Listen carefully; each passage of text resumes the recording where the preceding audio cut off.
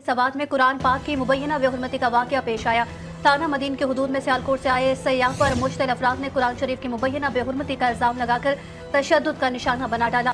Police ने मुश्तल अफराद से सयाह को छुड़वाकर थाने मुंतकिल कर दिया। मुश्तल हुजूम ने थाने पहुंचकर मुल्जिमान को पुलिस हिरासत से निकालकर एक और महीना एक और गुस्ताखी के नाम पे पाकिस्तान में कत्ल, और इस दफा एक सियालकोट का बंदा, वही शहर है जहाँ पे पिछले साल आपको याद होगा मई में क्रिश्चियनों के पता नहीं 4-5 चर्च जला दिए थे, 20-25 घर जला दिए थे सपोर्ट गुस्ताखी के नाम पे। और उसके बाद अभी मई में पिछले महीने ही एक और क्रिश्चियन को कत्ल किया गया, के घरों के आगे मुहासरा किया गया। वीडियो हमने बनाई थी और जाकर देख लीजिए, बल्कि अब तो ऑनेस्टली अब तो जहन में याद भी नहीं रहता कितना हुआ। तो अभी मैं चेक कर रहा था, इससे ज्यादा भी हो सकता है, लेकिन इसी साल में भी 6 महीने गुजरे हैं, 5 गुस्ताखी के नाम पर कत्ल हो चुके हैं। नाज़रीन, खैबर पख्तूनख्वा के जिला सवात के कस्बा मदीन में मुश्तल हजूम ने तौहीन कुरान पाक का इल्ज़ाम लगाकर एक सियाह को पुलिस की हिरासत से ज़बरदस्ती निकाल कर तशद्दुद का निशाना बनाया और बादअज़ां हलाक कर दिया। और उसके बाद जो वीडियो सोशल मीडिया पे गर्दिश कर रही थी, मुश्तल हजूम ने न सिर्फ उसे हलाक किया बल्कि उस मुल्ज़िम की लाश को जला दिया। सवात जिसके नतीजे में आज पूरी दुनिया में पाकिस्तान की जागनसाई हो रही है। जनाब स्पीकर, ये वाकया अगर एक आइसोलेटेड वाकया होता तो शायद इसको हम दरगुजर कर सकते हैं, लेकिन एक तसलसल है। आपने देखा कि सियालकोट के अंदर इसी किस्म का वाकया पेश आया। तो मैं ये गुजारिश करना चाहता हूँ कि इस वक्त कि हमें इस ऐवान को इस वाकये का नोटिस लेना चाहिए, चूँकि हमारा मुआशरा एक ऐसी तबाही के किनारे पे पहुँच चुका है कि जहाँ पर स्ट्रीट जस्टिस, मॉब लिंचिंग के जरिए हम दीन के नाम को इस्तेमाल करके आईन, कानून, रियासत के तमाम बुनियादी असूलों को पैरों तले रोनते हैं। इस इशू को इनके साथ क्या करना चाहिए वो आप कमेंट में जरूर रखें। वीडियो शुरू करते हैं। देखिए, मैं इन लोगों को, ये जो 2 लाख आदमी एक इंसान को जला रहे हैं और पूरे तरीके से नंगा करके मार रहे हैं, मैं इनको इंसान नहीं मानती हूँ, मैं इनको ज़ॉम्बीज़ मानती हूँ। दूसरी चीज आती है कि जब यही मजहब के ठेकेदार, चाहे वो भारत में हो चाहे वो पाकिस्तान में हो, जब वो मस्जिद के अंदर फिक्स करते हैं, तब तो कोई उस इमाम साहब को, वो मौलवी साहब को कोई ऐसे नहीं जलाता है। कोई इस तरह का वाकया नहीं होता है। जब यही मजहब के ठेकेदार मुसलमान मर्द जब करता है, तब तो कोई ऐसे उसको नहीं मारता है। बिल्कुल नहीं, कभी भी नहीं।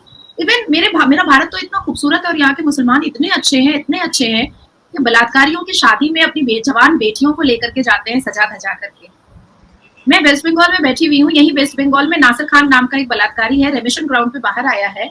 उसने जब शादी की है 5 स्टार होटल में, तो सारे मुसलमान मर्द उस बलात्कारी की शादी में अपनी अपनी बेटियों को सजा सजा करके लेकर गए थे, अपनी अपनी बीवियों को, जवान बीवियों को सजा सजा करके लेकर गए थे, और सब मुसलमान। मैंने देखा कि एक खातून थी, एक महिला औरत थी, उन्होंने कहा कि मैं शॉपिंग करने के लिए निकली हूँ, अपने शौहर की तीसरी बीवी की शादी की। तो उससे उस एंकर ने पूछा कि आपको बुरा नहीं लग रहा है, आप अपने शौहर की तीसरी बीवी की शादी कर रही हैं? नहीं, मुझे तो बहुत खुशी हो रही है, क्योंकि वो खुश है इसलिए मुझे खुशी हो रही है। तो बात सिर्फ इतनी नहीं है मुजफ्फर भाई कि इस्लाम मजहब में सिर्फ मर्द बुरे या मर्द अश्लील हैं और बेहुदा हैं। हमारे इस्लाम मजहब में कुछ महिलाएं भी हैं जो फोरसम करना बहुत पसंद करती हैं और आराम से एक मर्द के साथ 4-4 औरतें तलवार खोलती हैं। ठीक है, आपके यहाँ रमजान में रमजान के 15 या 16 रमजानुल मुबारक में मस्जिद के अंदर एक बच्चे का अनल सेक्स एक इमाम साहब ने किया, और उसके ठीक 7 दिन के बाद फिर एक घटना सामने आई और पता चला कि मस्जिद के अंदर ही एक और अनल सेक्स हुआ है। ये घटना सामने आई। जो मेहराब बना होता है, जहाँ पर खड़े होके वो जमात मेंबर होता है, जहाँ से इमाम साहब तहलीमा बनवाते हैं अल्लाहू अकबर बोल करके। तो ऐसा आलम हमने नहीं देखा कि उस इमाम साहब को बाहर निकाला गया है, नंगा किया गया है, उसको जला दिया गया है और हजारों लोग मिल करके उसको पिटाई कर रहे हैं। ऐसा आलम हमने नहीं किया। अब देखिए, यही मुसलमान मर्द हिजाब पहनाना चाहते हैं औरतों को, यही मुसलमान मर्द और मदरसे के फेवर में बात करते हैं, यही मुसलमान मर्द इस्लाम का नारा बुलंद करते हैं, यही मुसलमान मर्द अपने आप को ऐसा साबित करते हैं भारत और पाकिस्तान के मुसलमान के इनके अंदर कोई बुराई, कोई बदतमीजी, कोई बेहूदगी, कोई क्रिमिनल एक्टिविटीज कभी भी इनके अंदर आई ही नहीं है। जब एक मुल्क में जंगल का कानून राइज हो जाए तो उसके बाद किसी को भी उठा के किसी भी जगह पे किसी भी बात के ऊपर लिंच करना, ज़िंदा जलाना, बरहना करके सड़कों पे फिराना, लाश लटका देना बहुत आसान हो जाता है। उसकी वजह कि रियासत की सारी स्ट्रेस शहरियों का मुंह बंद करने पे होती है, लॉ एंड ऑर्डर मेंटेन करने पे या फिर लॉ को अपहोल्ड करने पे, इंसाफ फराहम करने पे नहीं होती। और अब एक और पाकिस्तान ने माइलस्टोन अचीव कर लिया, क्योंकि हर एक महीने बाद, पहले ये मार्जिन जो था वो 3-4 महीने का था इसमें, अब इसमें कंग्रेचुलेट करना चाहिए तमाम अथॉरिटीज़ को कि ये मार्जिन हमने अब सक्सेसफुली कम कर लिया है। तमाम पाकिस्तानियों को मुबारकबाद कि अब जो मॉब लिंचिंग हम 3 महीने बाद करते थे, अब महीने में 2 कर रहे हैं, 3 कर रहे हैं, 4 कर रहे हैं, तो प्रोग्रेस माशाल्लाह बहुत अच्छी है। उसकी वजह है कि आगे बढ़ना चाहिए। दुनिया के बहुत से तरक्की पजीर ममालिक आगे बढ़ रहे हैं, तरक्की कर रहे हैं और बड़ी बड़ी डिस्कवरीज़ हो रही हैं। कोई स्पेस प्रोग्राम लॉन्च कर रहा है, कोई AI में बहुत ज़्यादा प्रोग्रेस कर रहा है, कोई सॉफ्टवेयर बहुत ज़्यादा बेच रहा है, कोई रिसर्च बहुत कर रहा है। तो पाकिस्तान क्यों पीछे रहे?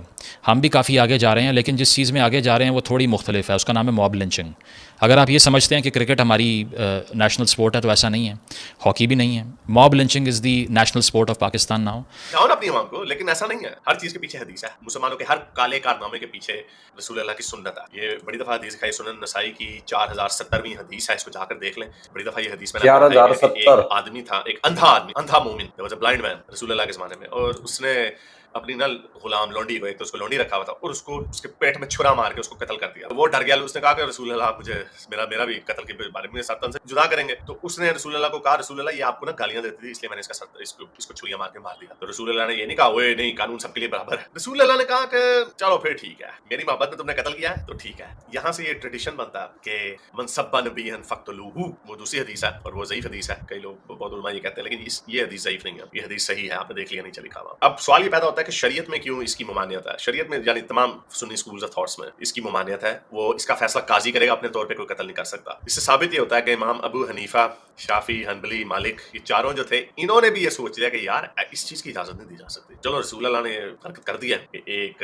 अपने तई मावरा अदालत कत्ल करने वाले को छोड़ दिया, तो हम इसकी इजाजत नहीं दे सकते। तो दोस्तों आप लोगों ने देखा, यानी कि जो अपना दूसरा चैनल है उसके ऊपर मैं बतौर इनके काले कारनामे डालता हूँ पाकिस्तानी मिर्ची, ठीक है, वहां पर आप विजिट जरूर करें। जिस पाकिस्तान के अंदर माँ बेटे के साथ महफूज नहीं है, बेटी अब्बू के साथ महफूज नहीं है, बहन भाई के साथ महफूज नहीं है, यानी कि बतौर पाकिस्तानी कहते हैं कि भाई जवान लड़की घर में अकेली ना रहे, वहाँ पर अब्बू भी हो, उसको भी छोड़िए। अब तो मैं ये कहता हूँ, वो पाकिस्तान जवान कहता है, मैं तो कहता हूँ छोटी बच्ची भी ना रहे जहाँ पर पाकिस्तान का कोई भी बाप, भाई, दादा, पड़ोसी, चाचा, कोई भी मर्द हो, वहां पर भाई औरत रहे ही ना पाकिस्तान में।